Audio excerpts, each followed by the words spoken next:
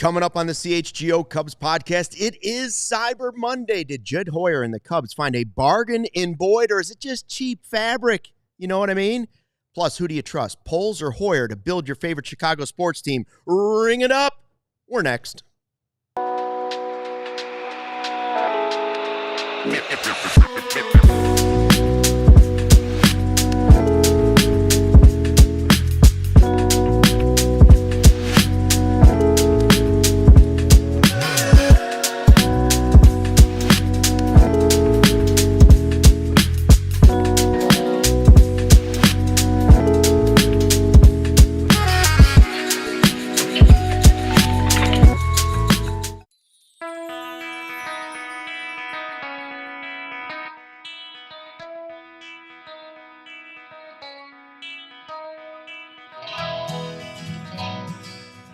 Hey, Chicago, what do you say? It's the CHGO Cubs podcast. It is Cyber Monday, December 2nd, and the Cubs have made a move. We're going to talk about that, of course, here on the Cubs podcast, as Matthew Boyd is the newest member of Chicago Cubs.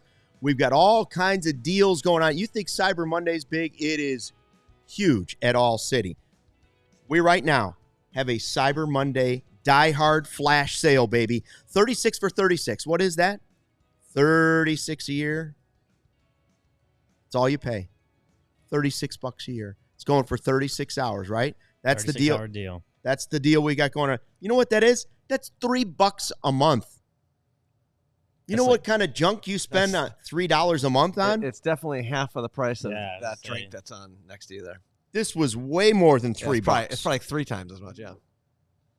Yeah, so you get $3 a month. And you're writing articles that are coming out today. Yeah. Exclusive to those diehards. And you can get discounts on all the new merch, including those new coffee mugs that we got. Speaking of, love a coffee mug. We should merch sale, baby. Merch sale going on. That's what we have going on. That's the big deal. It was the Black Friday sale, right? I spent a little money in there. Got some holiday gift ideas there. We have new merch that was out. I like the new collegiate. Is it varsity or collegiate? Varsity collection. The varsity collection. Yeah. I like that. I get the hoodie coming to the house. There we go. Good time to say shout out to the Illini at Wrigley Field this past weekend. There you go. They were flying W flags. And that means you can get... it didn't start a brawl? No, it didn't. But that leads into the fact that because of what you just said, Luke, you can get our first Illinois shirt if you're an Illini fan, of course. Varsity collection. Or you can buy your friend an Illinois shirt. There's up to 75% off some of the stuff we're selling there. Yep. Right? I don't know if I'm supposed to say the actual school. It's a great 30% off the entire store at ALLCITYNetwork.com. You just look for CHGO. Or if you got friends and family, maybe you got a buddy who's a Broncos fan, or you have somebody that's a Mavericks fan, a Luka Doncic fan. Mm-hmm. You can go to the other cities and buy their merch too. It's all at the same spot. You just pick which city you want to shop at. So obviously we're Chicago. We're going to sell a lot of Chicago stuff, but buy your like some of the other cities or have family there. Buy your Packers fan friend a Cubs shirt because all Packer fans like the Cubs too. Yeah. I know more Packer fans who like the Cubs than the Brewers. Interesting. Yeah.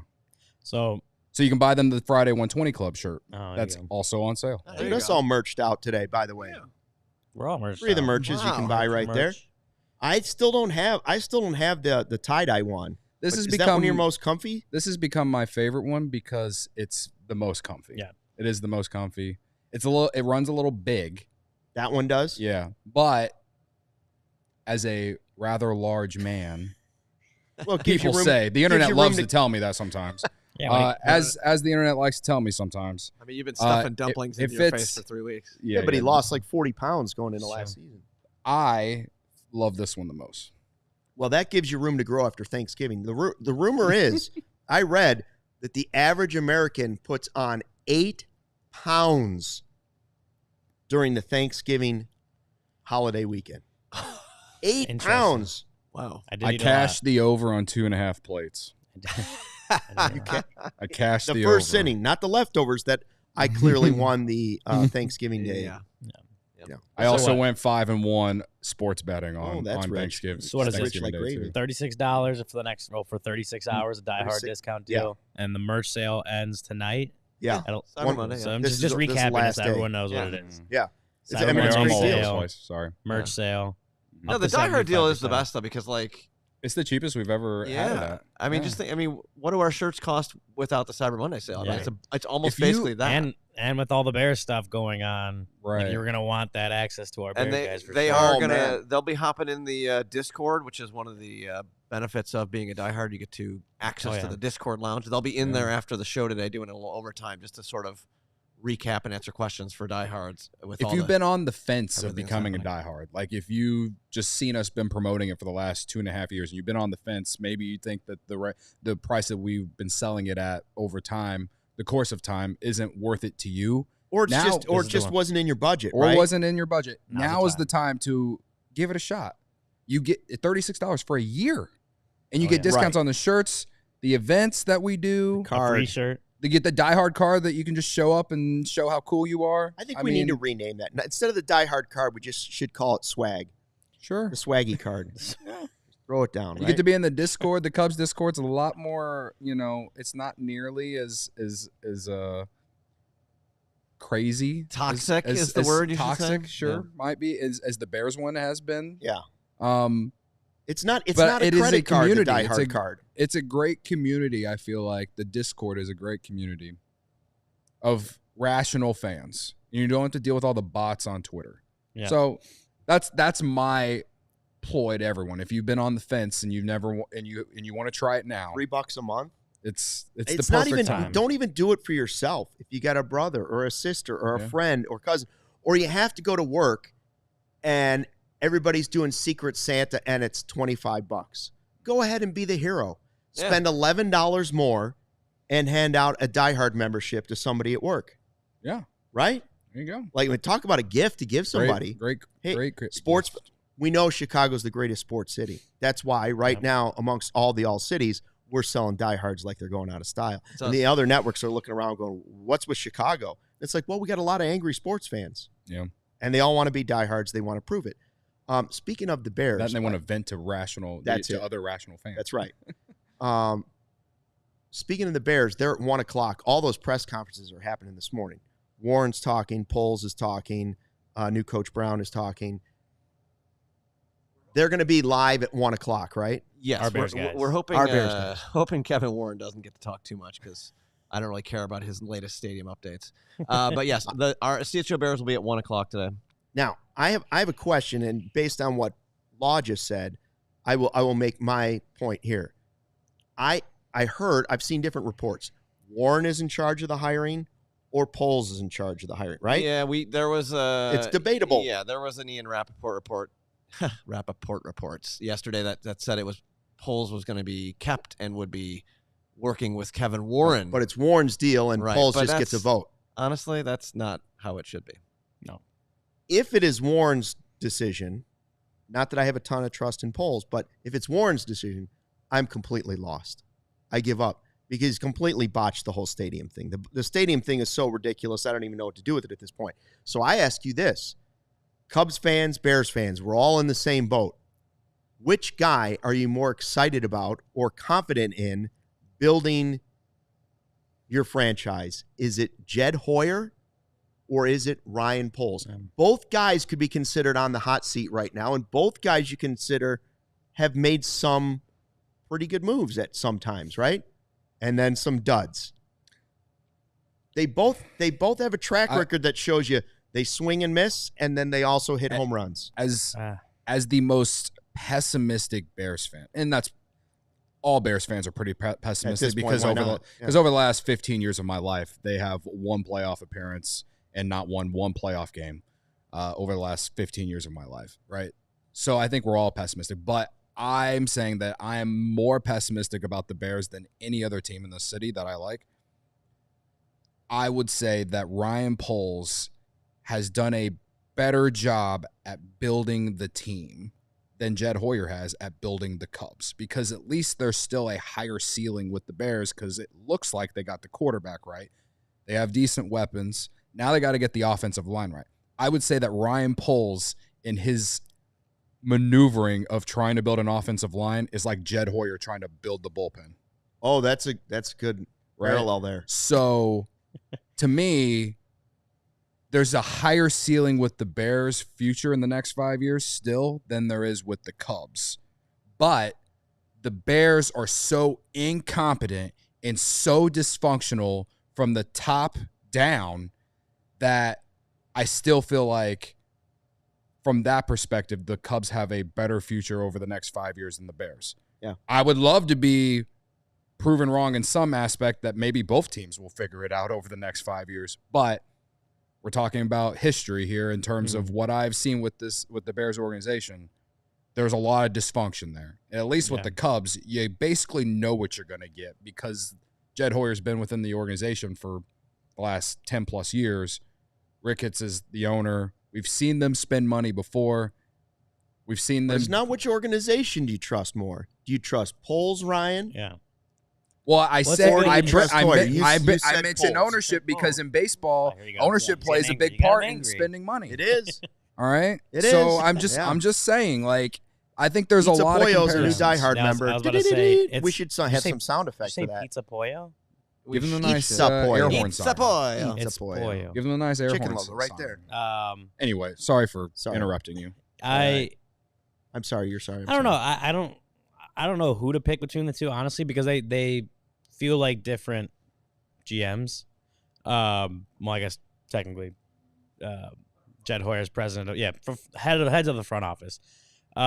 Because I feel like Jed Hoyer has done, like, just comparing it off the top of my head, it feels like Jed Hoyer has done a better job at the more marginal pickups, and not even like specifically marginal, but like more middle tier type stuff. Like Jameson Taillon turned out to be a pretty good pickup so far. Shota Imanaga turned out to be a really good pickup this year, but like those weren't guys super high on anyone's like free agent radar before the Cubs got them, right? Like everyone was thinking bigger. Everyone was thinking bigger than both those guys, and the Cubs ended up with the guys at a level lower than them, but have both turned out to be pretty well. I would say Ryan Poles.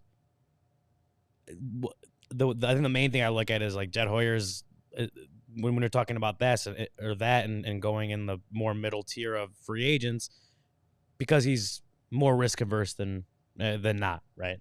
We've seen that. Mm-hmm. Ryan Poles feels less risk averse. He feels more willing to take bigger swings. You talk about the DJ Moore trade, right? Some of the bigger defensive guys that the Montez Sweat trade. Some of the guys like Tremaine Edmonds, he was a little higher. I don't know where he kind of ranked on like as far as defenders or whatever during free agency, but I felt like he was willing to go after more bigger names, at least player wise, and that's a trait that just feels a little differently than Jed Hoyer.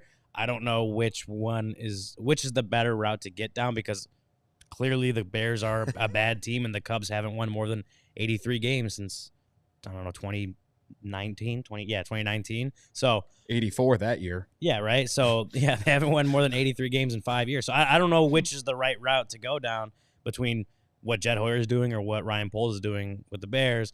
But to be honest, neither has translated to winning playoff teams. So for me, it's still kind of a wait and see until one of them actually does it, and then you're like, okay. I would say the Bears are terrible at getting the right coaching staff in, while the Cubs have done due diligence at getting that correct. Because I think been better at hiring managers / coaches. And it's not even just Craig Counsell. Like Tommy Hotovy has been here for a long time. We like him as the hitting or the pitching coach. They brought in a guy from the Dodgers as the hitting coach, Dustin Kelly. They've hired all these other dudes. The pitching guy from, the Rays this offseason. Like, they're trying to bring in guys who are highly touted from a coaching / scouting perspective. While the Bears, they lucked into Caleb Williams because of the DJ Moore trade, which credit to Ryan Poles on that. That in the long term, that could turn out to be one of the biggest fleece jobs in NFL history. Maybe the Cubs lucked into Shota Imanaga if he was trying to sell himself to them. We'll see what he does in year 2. But, like, the Bears, again, from behind the scenes, from the top, they're significantly worse than the Cubs at that. And, like, that to me, that's not – I guess that doesn't have a lot to do with Jed Hoyer or Ryan Poles. I think Ryan Poles is a good GM, but Sure, yeah, just like all GMs, he has screw-ups too. So I don't know. Poles has some big swing and misses too. The trade with the Steelers for the crazy wide receiver from Notre Dame. Claypool. Like that, a huge swing and miss. Nate Davis. The idea of giving the number one pick, the franchise quarterback, no offensive line, it was nice to give him weapons, but it turns out giving him an offensive line was a better deal. I do wish that Poles had a little bit of Jed Hoyer. And I definitely wish Hoyer had a little bit of the swing and miss sometimes, or willingness to swing for the fences that Poles does. He's not afraid. Mesh them together. Maybe we have somebody that can lead somebody in this town to a win. Yeah. Got to tell you about our great partners. Whether you need clothes for the work week or formal outings on the weekend, Public Rec's Game Changer Pants will be your new go-to. Who's wearing those right now? Here we go. Look at these guys. Oh. You want me to stand up and show Cody them off? said it's like wearing butter. They're the most comfortable dress pants and the last pair you'll ever need for the office or events. Local company founded right here in Chicago, Public Rec truly captures the feeling of evenings in the city. Public Rec not only has the most comfortable pants ever made in many different styles, but they also have a huge selection of high-quality everyday basics. You can revamp your entire wardrobe with their perfect fitting polos, shorts, and hoodies. Also, these pants come in all kinds of sizing for the perfect fit. So it doesn't matter what your size is. You might be 32-32 or you might be 40-30. They have pants that are essentially custom fitted for you without any tailoring. Stop suffering in regular pants and give the gift of comfort this holiday season. For a limited time offer right now, pay attention. Our listeners get 20% off when you use the code CHGO. That's important. Support us, support them. That's 20% off with the code CHGO at publicrec.com. After the purchase, they're going to say, where'd you hear about him? And please support our show and tell them we sent you. Cody loves them. Stucky loves them. Ryan loves them. Oh, these are incredible. Support us, support them. Give yourself or someone you love the gift of comfort this holiday season. They feel like sweatpants. They look like dress pants. Silky smooth, but you can wear them anywhere. Anywhere. Some beers can say they're brewed for baseball, but only Blue Moon is brewed by baseball. Beer and baseball just go together, and no beer goes better than the one that was literally born in a ballpark. Blue Moon, created at Coors Field in Denver, Colorado. Blue Moon isn't just another beer. It's a whole different experience. Is there a better way to watch the Bears on Thanksgiving fumble away than at least having a Blue Moon in your hand? No, there's not. That's it. The game was terrible, but if you had a Blue Moon and a slice of orange, you were still winning. Why strike out with the same old beer when you can get something that's one of a kind? A beer this good only comes around once in a blue moon, but you can enjoy it all year round. I call it the Super Moon. It's an ice-cold blue moon poured into a frosty mug from my freezer with a slice of orange on the side. It is a vibe, and it is a holiday winner. Bring the ballpark to you with Blue Moon Belgian-style wheat ale. It's one of a kind every time. Get Blue Moon delivered by visiting get.bluemoonbeer.com/CHGO. To see your delivery options, that's get.bluemoonbeer.com/CHGO. Blue Moon, made brighter. Celebrate responsibly. Blue Moon Brewing Company, Golden, Colorado. I found out that after a nice piece of apple pie a la mode, Cody, about 30 minutes later, the way you wash it down is with an ice cold Blue Moon. Speaking of, I'm pretty sure I won that draft. I'm pretty sure you did not. According to the internet. It was all bots. According to the he chose gambling, so yeah, of course. There you go. Peeps, our followers are going to go with that. Haters gonna hate. I just know when I ate, all I know Cody, is that I didn't influence anyone online. I didn't say that I would give you anything. All I did was tweet the poll from the account, and I ended up with more votes. And then you tried to take the entire Filipino community just by saying you wanted that special meal. Well, shout out to all my Filipino. That's right. That was unfair. To me, it sounded all like the Hispanic ones. All I took was leftovers, and when I had leftovers, no wait, it was split because of the possible 1%. Yeah, it's fair. That's right. 99-1. I don't know. It just sounded to me like when I saw the scores, like 79% of voters hate spending time with their family. That's all I took from it. I don't know. Well, that's all I took from it. I didn't spend any time with my family this weekend. So. Yeah, there you go. And look at how happy he is. Yeah, I am in a pretty chipper mood. Chipper mood. He's got Public Rec pants on, and he's feeling good. I'll just tell you, I had leftovers 3 times. I still have some left. I cooked the whole meal. And let me tell you, leftovers go down smooth. If I could go back and change, my picks, instead of just mashed potatoes, I would just go with cheesy potatoes because those are good too. Man, well, they go with the ham. You had ham. I did have ham. Well, actually, the Thanksgiving dinner we had ham and turkey, so I had both. Oh wow! Credit to those people who provided that. Was that you? My significant other's parents. Very nice. Yeah, that's the gift that keeps on giving. You don't even have to clean up the stuff. I didn't. I just watched the Bears ruin my day. That's all I did. Thanks for dinner. I'm going to go sit down. We ate dinner, and then I went and watched the fourth quarter, and I don't think I've ever screamed at a TV the way I have at the end of that game, like I haven't. And there's been some brutal losses, but the food made it better. So it is Cyber Monday, and it appears that Jed Hoyer was up early for the shopping deals. Right? I don't know if he got up on Black Friday and was hitting the stores at 4 a.m. like people used to or whatever it was, or midnight. But he was looking for deals. He got Matthew Boyd, 2 years, $29 million, 33-year-old pitcher, left-hander, by the way. He made 8 starts with the Guardians last year and a 2.72 ERA. Now, he was coming off of Tommy John the year before, so he missed a lot of the season. Now, clearly the Cubs like what they saw in those 8 games. They feel like he's healthy. I ask you this, as I see somebody in the chat, Edward says, after Boyd, $51 million budget leaves us with $37 million in free agency. Who do you buy? I ask you this. Are the Cubs looking at Boyd as an expensive, upgraded version of Drew Smyly, or are they looking at him as their Kyle Hendricks for the next 2 years? Like, if you're looking at the money that those guys left and now the money that's coming back, are they thinking, okay, here's our 4th or 5th starter that could exceed projections, or are we looking at him as Drew Smyly where he could be one or either? Well, I'll answer your question by asking you a question, Luke. How much does Jameson Tyone make? AAV? I don't know. Like somewhere around 15 million. Yeah, 15 to 18 million. No, I think it's 18 million. Something like that. Okay. Yeah. So this guy is getting 14 to 15 million dollars. What did Kyle Hendricks have last year? Around 16 and a half. Yeah, right. So that's why. So I think that answers the question. Him to Hendricks, but I also looked at Smyly and thought, well, they certainly realized the rotation and the bullpen have to get better. Yeah. At one time, they thought of Smyly as a possible starter.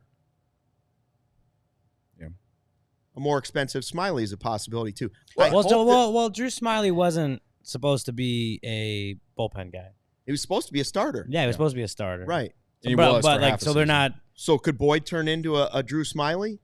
Starts as a starter, ends up in a bullpen? Sure. I mean, because of the injury history and just the lack of. I think there's a higher ceiling with Boyd, I guess. Yeah, probably. I mean, he's what, 33, right? 33 years old. He's great for the Tigers in the playoffs. No, his changeup for the Guards. Or Guardians. The Guardians. Yeah. I don't know. We're loading up on Guardians. Former Tigers. You know the Tigers like twice, I think. Yeah. I mean, his changeup usage. He looks like a different pitcher. Not completely, but his changeup usage overtook the slider usage this last season. Obviously, he didn't pitch that much, so it's in a smaller sample size. Yeah. No, I mean, I think it's at worst, should be a solid depth piece for the rotation. I mean, if he ends up being like your 4th or him ending up being like your number 3 would be really good. Even if he ends up as like your 4 or even your 5, I mean, you like him better than Tyone? No, I didn't. I'm not saying if he ended up being that, like that's a pretty good signing at that point because Tyone's making $2.5 million AAV more than that. And he was a really good number 3 starter for him last year. So even if you have Steele, Imanaga, and Tyone still making up that top 3, if Boyd ends up 4th or 5th in that your number 4 and number 5, like it's a good signing. I think it raises the floor of this team, and obviously depending how he continues to pitch, maybe the ceiling gets a little bigger too. I think the problem with it the reaction to it that people are having. He's not. It doesn't necessarily feel like a major needle moving move. He's not Corbin Burns. He's not Fried. Max Fried or Blake Snell, right? Like that. I think that's the reaction because he could be a solid addition to the rotation, and then, like I said, help raise the floor, continue to make that rotation. I mean, that rotation was one of the better rotations in baseball last year. obviously the conditions at Wrigley helped, and you have to expect some regression as long as you expect some regression to the mean with the weather. So I think he could for sure help like raise the floor and kind of not let the rotation fall off too much from where they were at last year. But yeah, like I said, you're not adding a number one here. You're not adding even really a number two. You're adding a guy that's got an injury history, hasn't had a ton of like consistent success at the major league level. Maybe he unlocked something this last year, and it was like a feel-good story the way he performed when he did come back from injury last year. But he pitched well against the Cubs. He did, yeah. His first one, that was like 5 1/3. Like I'm pretty sure that was their first start. Maybe that was their scouting. So, yeah. Oh, yeah. Took care of our mid offense. Yeah, he's ready to go. It's not.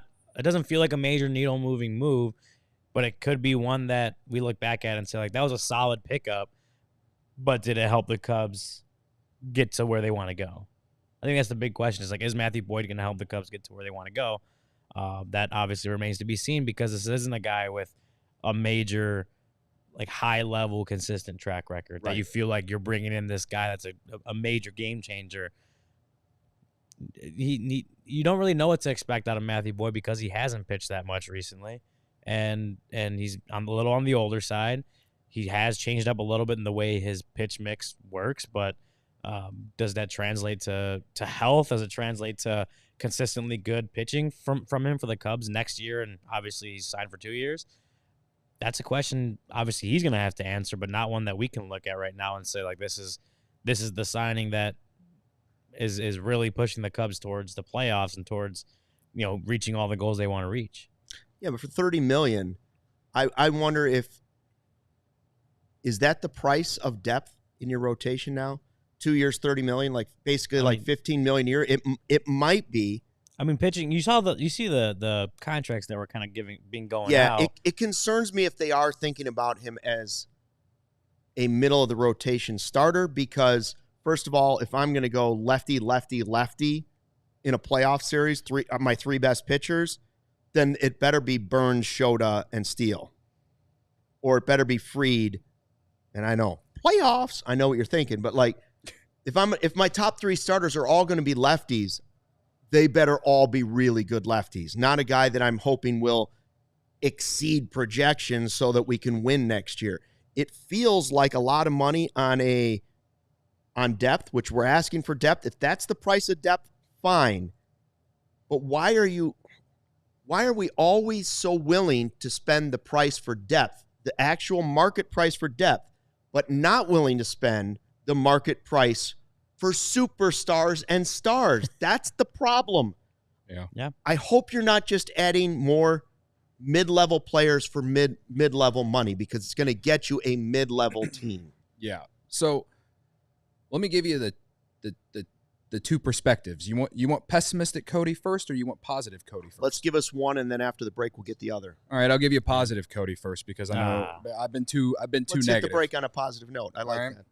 There you go. So the positive. Then we're gonna go out of the break on a negative after note. the break, we'll bring it down again. The positive Cody looking at this is the offseason is young. We haven't even got to the winter meetings, and it's hard to judge this signing yet because as much as I want to scream and yell about this front office and their lack of aggressiveness to spend at the top of the free agent market with the rest of the big market teams in Major League Baseball, I do like the signing because I do think they need the depth.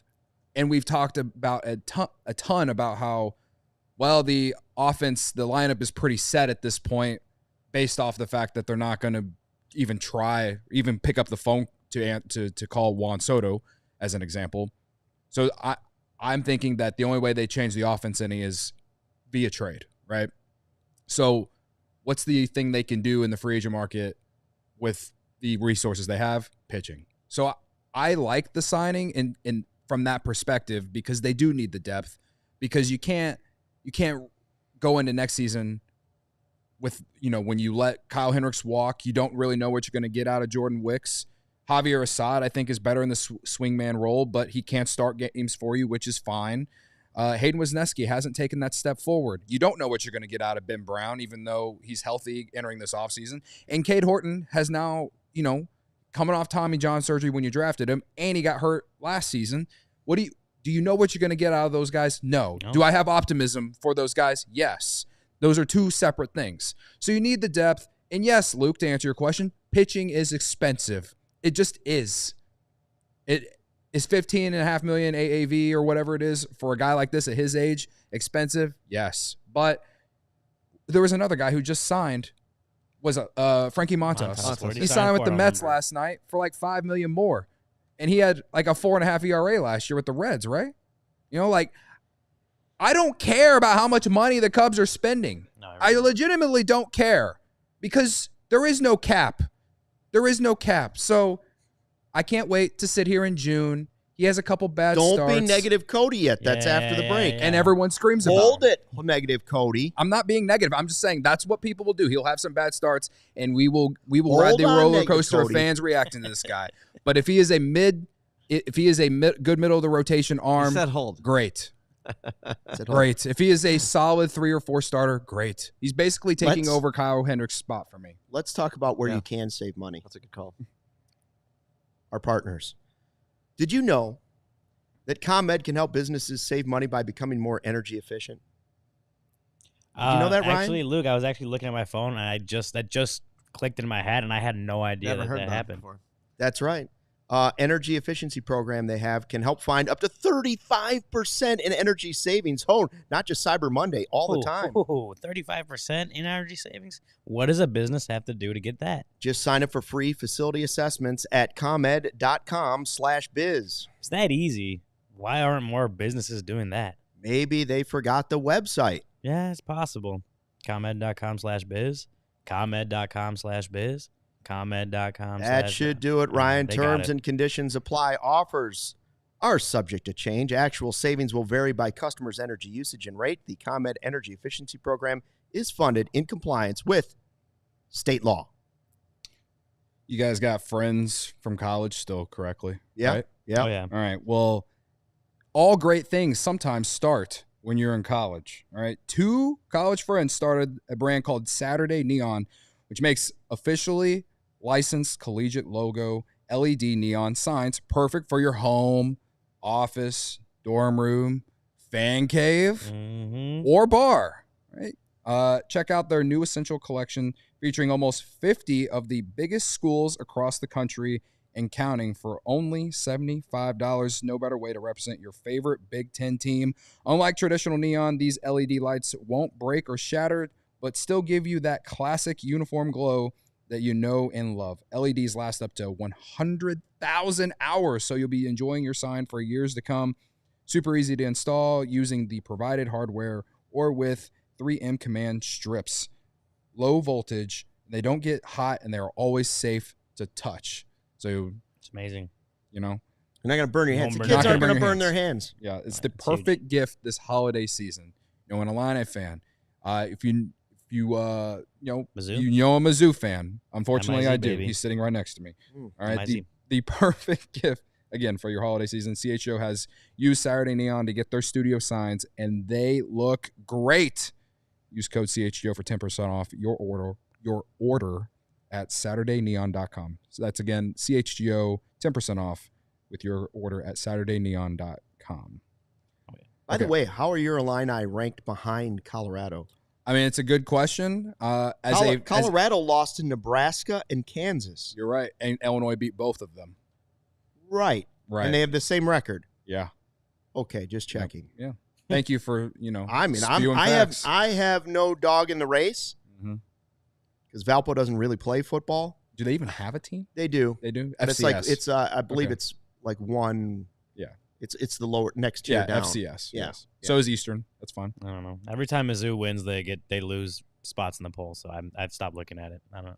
They did cover 3 this weekend, though. Credit to them. We were talking about the Matthew Boyd signing here on the CHGO Cubs podcast. Cody was going to give us reality, Cody. I think you started to, and then I was just going to say I was sort of going to agree because I thought you were going to go this way. It does feel like, assuming he is slotted in as a 4 or 5 starter, okay, it does seem like they're counting on they were already counting on a lot of injured, unproven guys at 4 and 5. Now they've added another injured guy that has 8 games of healthy to show to be slotted in with them. Yeah. And postseason. But you know what I mean? Well, and he did well in the postseason. Like it's not like he doesn't have an injury history. I guess if you're defending the Cubs, the argument would be, well, every pitcher in baseball is injured now. That's why you have to stockpile them. Yeah. And that philosophy I'd be okay with. Yeah. And that's what I'm saying. Like, they need the depth. We've all said, and just based off reality, they're not going to go sign Juan Soto as much as they've been in the rumors for Max Fried. He can't be their biggest add to the rotation. No, for sure. And like that's my might be. That's he might be, but he shouldn't be. That's my reality, or my reality version of myself looking at this, or my pessimistic version is like, if this guy is your best addition to the rotation, you're setting yourself up for failure. Do I legitimately think that is true? Or do I think that will be true by the time we go to spring training in February? No. I do think they will add another starter. I don't think they're that stupid. I don't think Jed Hoyer is that stupid. All right? And they have money to spend, okay? That still keeps them below luxury tax levels. So the pessimistic version of me goes back to the fact that you are once again hoping that a guy outperforms what he has done in recent years. I know he had Tommy John, but this guy hasn't pitched over 100 innings since before the pandemic. All I'm asking for is someone who has proven something in recent years. This is nothing against Matthew Boyd. I will sit here on opening day and I will hype this man up and be like, this will be a great signing for Jed Hoyer. If all things that I hope plays out in terms of adding another arm and and Matthew Boyd being looked at as just a solid rotational piece that I think at this point, whether it's overpaid or not, I think at this point, all I can bank on is him being used in a swingman role. Makes anywhere from 10 to 15 starts, can be used in the bullpen, this and that, because I just don't know how many innings this guy is going to be able to pitch. We just don't. And so that's what leads me to my pessimistic view of it, because you're once again getting a guy who hasn't proven anything over a course of a season in a while. And this is like, they've been doing this over the last handful of years. You're spending a lot of money for hoping. Wishing and hoping. Yeah. And it's like, why not just go get Max Fried or someone at the top of the free agent market? Why not? Yeah. Why not? And I know that those guys have their concerns as well. All pitchers do. So maybe they negate a little bit, right? But when are we just going to be the Chicago Cubs, man? When are we going to do it? Like, if you're not going to spend big money on Juan Soto, bolster your rotation. With a big dog. When Ken Rosenthal is calling Cubs ownership dorks of the week, my brother, it's been dorks of the last 6 years. No, and that's what I'm trying to say. Like, they are in a way bolstering the rotation with this, but it's not bolstering the ceiling. It may be raising the floor. And like I said, right now in the moment, I understand the negative reaction to it, and even I have a little bit of negative reaction to it. But I'm also willing to sit here and let the offseason play out. Again, we haven't got to the winter meetings yet. This can't be the only major move on the pitching side. It can't be, and I don't think it will be. But there is a lot of question with this guy, but I hope it works out. I hope Jed Hoyer looks like it's a masterclass. I genuinely do. I swear to you all. But there is obvious concern for this signing, in my opinion, at the same time. So, good luck, brother. The Cubs signed a Boris guy, not that Boris guy. They signed this boy. Listen, last year was it you have to see it? Was that last year's slogan for the Cubs? You have to see it. You have to see it. This year the slogan should be wishing and hoping in 25. That's right. Until the Cubs make a move that tells me otherwise, the slogan for next year should be wishing and hoping. Wishing and hoping. Jay Andrews said that I'm always justifying the mess that is the Chicago Cubs. I'm not justifying anything. I've said the Cubs should sign Juan Soto. I've been saying they should have traded for Juan Soto 2 years ago. I said the Cubs should sign Corbin Burns, or if not, Max Fried, right? They're not doing that. At least the way it looks right now, very much unlikely that they do that. So how do you look at this on its own versus in the context of everything else? Yeah, he doesn't. That's what I'm trying to say. It doesn't necessarily raise the ceiling of this team from the looks of it right now, but he could raise the floor. And at worst, that's a good thing. Like at worst, that's like it may not get you to the playoffs, but it's a good thing that helps you at least have a shot. But the Cubs do need to do more. Like I'm with you guys on that. Like this is what I said. It can't be it can't feel like your biggest signing or your biggest move of the offseason. And $29 million is a pretty sizable move, but like it's not the move that I look at as this is a playoff team now. Still waiting on a superstar edition. Still waiting on it. Still waiting on our John Lester. Still waiting on our Soriano move. Still waiting on whoever you want to say that they've gone after and given big money to over the years. Jason Hayward. Well, he was thought of as on the verge of being a superstar or a star-type player when they signed him. It didn't seem like an absurd deal.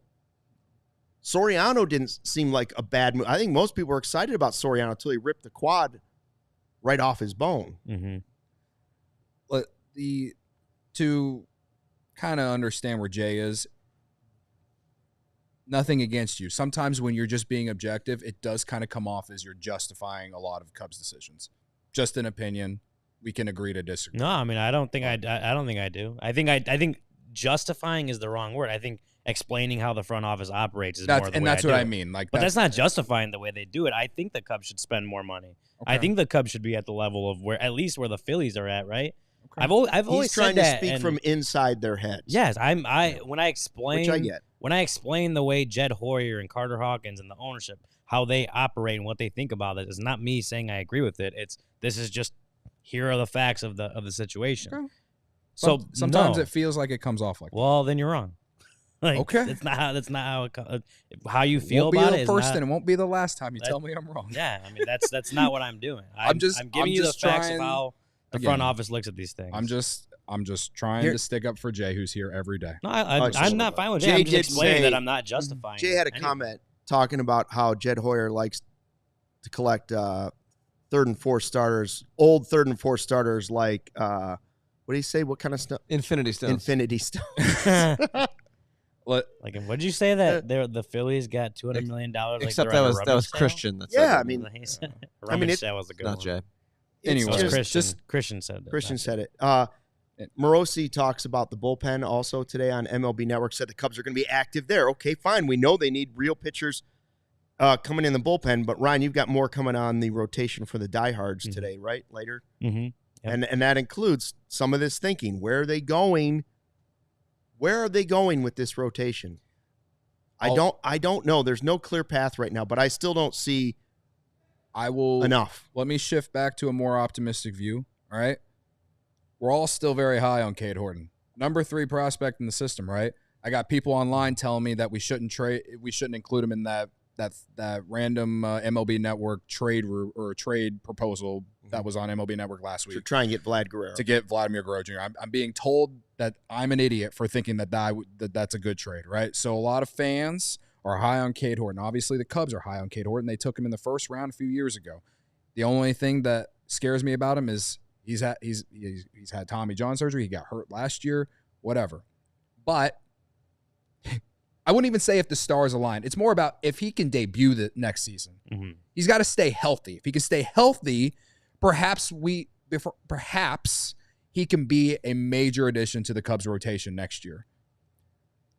Is that hoping? Oh, I'm sorry. Were you talking about Boyd, Brown, Horton?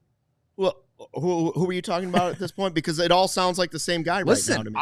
If he stays healthy and he exceeds projections, we got it. I'm not disagreeing, Luke. Right. I'm not disagreeing. I know you're not, but I literally forgot who you were talking about because it sounds like the same guys. I'm trying to look at it from an optimistic view. The Cubs are clearly high on someone like that. They're high on a guy like Ben Brown, who at least we've seen Ben Brown have success at the MLB level. Wicks, right? Wicks has also had success at the major league level, right? But it always leads back to injuries for all of these dudes. So, again, it's a good depth signing, but can you rely on him to give you 30 starts? At least, probably not. At least Kyle Hendricks consistently gave you 20 to 30 starts every year. I don't know, man. And I know Kyle Hendricks was bad last year, but over the course of his career, like, you always knew he was durable. So the only reason that I'm not that leads me to the negative side with Boyd is that the injury history. So, well, he hasn't given you more than he hasn't hit 79 innings in a season since 2019. He had flexor tendon surgery in 21. Obviously, Tommy John surgery in 23. Yeah, that's pretty. You can't rely on them to give you. If he gave you 180 innings next year, that's unbelievable. If he gave you 100 innings next year, would be a major innings win. Next year, this company they're working with from Japan, their stock's going to go through the roof. Straight up. What is it? Next game or next level or whatever it's called? Next base. But part of it is that they're, because of all the spin and all the crazy fastballs that guys are throwing now, they're trying to help pitchers also stay healthy longer, right? I just hope that means the Cubs aren't going to just start stockpiling guys with injuries that are on the cheap bargain bin that may have potential, because that's sort of what it feels like. Well, this guy could be great if he's healthy, and our new system, our new company is going to help us find him the fountain of youth. Well, look at the difference. It is kind of funny to look at the difference between this and like the Dodgers. Like, the Dodgers have a bunch of starting pitching depth too, but a bunch of those guys, because like Tyler Glasnow isn't necessarily reliable for a bunch of innings, right? They have a bunch of guys that Tony's coming are off young, Tommy John. right? But when you look at just the names on paper, how much these guys cost, you're like, they have 7 or 8 guys that are that could be really, really good pitchers, right? The Cubs have depth on paper and depth you feel good about, but it's not like, again, Matthew Boyd's not, you're not bringing him in to necessarily even be a number 3, let alone number 1. Like Ben Brown, Jordan Wicks, Wisniewski, like these guys aren't guys that you look at as like these guys can come in and be even number 3s or 2s, 1s. Like, you have no idea. We're looking. You don't know, they were hurt a lot last year, but you're also like looking at them as depth pieces instead of these guys are going to be in the rotation on opening day. And then I compare it to the Dodgers, where it's like, yeah, you have depth pieces, but a lot of those guys could be in a lot of other opening day rotations. Yeah, I don't know. I mean, obviously they identified one of their mistakes after the season. It was we thought we had enough arms, we didn't have enough arms. So whether it's starters or relievers, I think that was true. Now, Morosi's basically saying the Cubs are going to be very active in the bullpen market. Good, because I need somebody that's proven. I don't want to just add arms to add arms. They added one, and I'm fine with the Eli Morgan one. Are you concerned that the Cubs have added?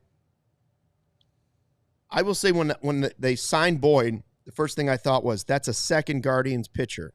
Now, the Guardians were good last year. And neither of them's named Emmanuel Clase. No, that's it. Like, pitching was great last year for the Guardians, but they've given us 2 guys that were on Cleveland. And I do trust, everybody's like, well, why would they let Morgan go? That was the question, was like, because they're a farm, because they're a pitching farm. They have no problem replacing these guys. My concern is why are the Guardians willing to let these 2 good pitchers go? Do you think the Guardians would have given Matthew Boyd $30 million the way they operate? That's what I'm saying, but they're a smart organization. So do they know something we don't know? Perhaps. That they're willing to let these 2 guys go and they'll say, well, we'll bring somebody else in and we'll do this. We could say that about the Rays. Yeah, we could say that about the Brewers. They didn't let Clase A go. Well, Clase A is not we would have Eli had to Morgan. send a lot more for Clase. What was and I'm not saying that I wouldn't do it. I'm just saying, like, start giving me the bold part of Ryan Poles. Also, right? Show me the bold moves from Poles. Why would the Guardians trade Clase right now when his value is coming off the postseason is not where they probably would want it? Jed Hoyer, it's Ryan Poles. Can we help each other? Can you make the bold moves for me? And can we flip roles? When something bold needs to be done, can Poles make the move? And when something safe and dependable and smart, like building the offensive line, can we have Hoyer go ahead and do that? Another thing, too, is, like, I don't think Clase A is on the market right now. I mean, didn't he get? No, I'm just saying. It was two pitchers. They seem like a smart. When it comes to pitching, it seems like they make smart moves. But I don't. They're letting two guys go away. But But the Cubs were like, yes. But I don't think. I hope that's right. Or it's not necessarily. They see something that they're willing to give him up. It's like, was Matthew Boyd just out of their price range? Then they just couldn't give him $29 million versus like, oh, there's something we know that you don't know, right? Like that could be the case. It's just he was out of the price range. $29 million is more than we would have expected him to get. I mean, I think MLB trade rumors, I think it was at like 2 years, $25 million, so not like that much more. Or did they look at 8 starts and say, that's a mirage? We've seen the injuries that have piled up the last 2 years. Time to find fresh arms. Or is it we can't justify paying $29 million for a guy we like but that only made 8 starts? It's one of the two. It's one of the two. Yeah, but I don't think it's necessarily Cleveland is like this super – I mean, they're a very good organization, don't get me wrong. But it's not necessarily like we just know something that other teams don't. And some other team is going to be the jokers or whatever that pick them up. It could just be the money. Guardians are a good organization at developing pitching talent. I would not say they're a good organization. I think they're a good organization. They're consistently in the playoffs, and like that division isn't amazing, but they're good at developing pitching so that they can walk away from. I'm not sure, right? A player they're not sure about. They can walk away from that player because they believe they have the next guys coming up. The Cubs still really haven't found, as much as we've rebuilt the farm system, we can't say that. Like, you can't just, I guess they let Kyle Hendricks go away and gives you something, right? But like, the Cubs aren't walking away from guys because they can't afford to yet. But I don't get what you mean by that. The Cubs don't have a pitcher where you see him after, let's say Tyone was a free agent this year, right? Mm-hmm. Would the Cubs have walked away from Tyone? Yes. You think? Yes. It's possible. Yes. I don't know. I think so. I don't know if they would have. I think they would. I'm not sure on that. They let Hendricks go coming off a bad year. If Boyd was on the Cubs last year and went to free agency, would you have walked away from him for $29 million? I don't know, because again, all of the guys that I want to take those spots though are injured or haven't been there and done it yet. Yeah. Right. That's what I'm saying. That's what worries me about the move. It's not that I have no problem with $30 million for a guy that could be high level. But you just mentioned he had surgery in 21. He had surgery in 23. He made 8 starts. Great. He's added to a list of other injured guys that also have big question marks. But that's all I'm saying is you flip it is like you said, you don't know if you'd walk away from him for $29 million. I'd rather have this. You're asking me about Tyone. I'd rather have the certainty of Tyone than any of those other guys right now. I think so. Not because he's been super successful, but at least when he's down, he tries to figure out what's going on, and he does give you innings and starts. He did say innings are sexy one time to me. He is. On our interview. The only reason I disagree with you... He's also $17 million. He's not a superstar either. I get it. 17 is not a ton of money. Only reason I disagree with you on Tyone is that, and this will pander to your Jed Hoyer yelling about using the weather as a thing, as a reason to blame the offense not being good. Well, to flip it around, Tyone was productive this year, but are we going to sit here and say the weather didn't help him? Uh-oh. So I'm just same with Shota. I'm just saying that, like, right. That's my concern. Tyone, if you're going to tell me Boyd's the best addition they're going to make to the rotation. Tyone was certainly better this year than he was in year 1 with the Cubs, right? Certainly, right? But I think given the age and everything, I think if the Cubs could opt out of that contract now, they would do it. Yeah. But to your point, though, it's fair. My biggest thing when it comes to holding on to players too long is they have held on to players who they got really cheap for way too long. Nick Madrigal, for example. Trey Mancini, why was he on the roster as long as he was? Maybe it was because they gave him a 2-year deal worth $7 million. But He did have a game-winning RBI, I think, in like one of his last few. I think. But are we gonna look at Boyd as the new Mancini? No, I'm not. Are we gonna look at him as the new potentially? Smiley? We could, yes. I'm just saying that they have held on to players who they're not paying crap to for way too long, and we're talking about a guy who is got like a 4-year, $60 million deal, Luke.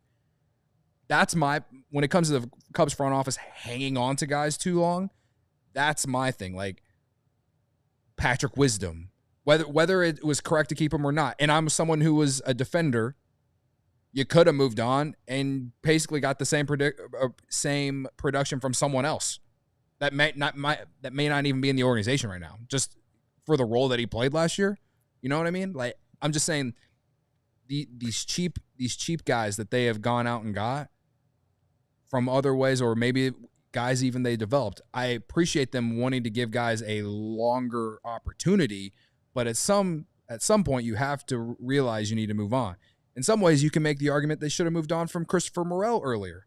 And I was a massive defender, and I was a believer. I mean, people still giving me crap about it in the chat every day. Never forget, Cody thought Christopher Morel was going to be a star. I also didn't want Matt Chapman. And didn't want Matt Chapman. Yeah.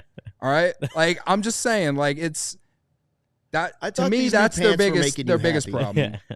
What'd you say? I said I thought the new pants were making you happy. I think they are. I think he'd be a lot more angry if he wasn't wearing the new pants. That's right. Imagine how mad he'd be when my he legs wasn't feel in comfortable super soft public right rec now. pants. No, I think, and that just goes to my point. It's like I'm not justifying this move. It's just more I look at it as like if you're the Cubs right now, and again, we know they're not gonna go at the upper tier of, especially with the starting pitching. Like if you're not gonna raise the ceiling. If you're not going to raise the ceiling of your team by going to get a Burns or a Max Fried, then you better as hell raise the floor of your team because you don't want to fall. Like this starting rotation could certainly regress next year.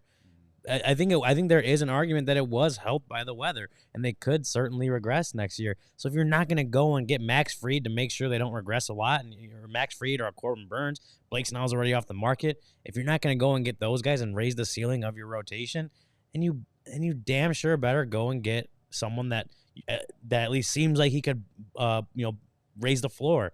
Because if your floor stays low, your ceiling gets lower, then you're looking at a rotation that's, if you're running it back with the same rotation, which obviously they're not, you're really hoping that those guys stay, either the young guys stay healthy or the guys have seasons as good or better than they did last year when your team was an 83-win team. If you're not going to go and get someone that's going to be at your number one or at least a number two, then you gotta bolster the depth. You gotta raise the floor of your team, and to me that's what the Matthew Boyd signing is. It's not a ceiling raiser, but it could potentially be a good move in terms of raising the floor.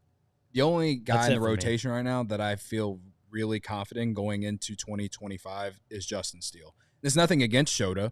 But like Ryan said, with the weather, Shota still gave up a ton of home runs with the weather as beneficial to pitching as it was. So if it comes back to more neutral, does he give up more homers? Does his ERA go up a run? I don't know. I hope not. I love the guy. The guy loves Chicago. He shows up to Wrigley wearing a Walter Payton jersey and Jordan 1s. The guy is an absolute vibe. Love the dude. But let's just call it like it is. I hope that he continues his success. But I feel a lot more confident in Justin Steele. Boyd, it's Cyber Monday. I just hope that the Cubs found a way to get a good deal on Cyber Monday and not just money that they didn't need to spend, but they saw a deal and they're like, I'm just going to throw some money at it and that'll raise the floor just a little bit. I hope that what they got was a good deal. That's what I hope they got. Now, we'll see.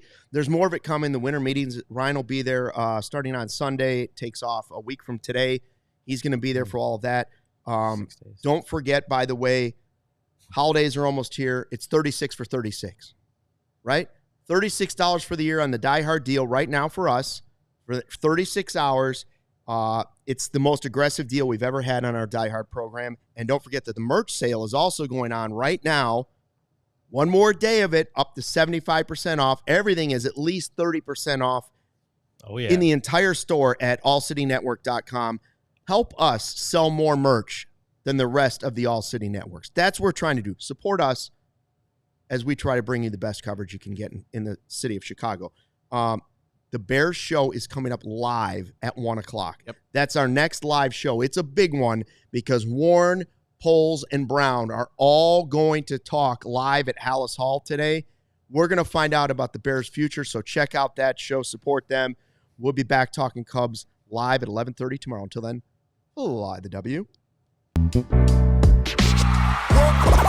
all silly like the mayor.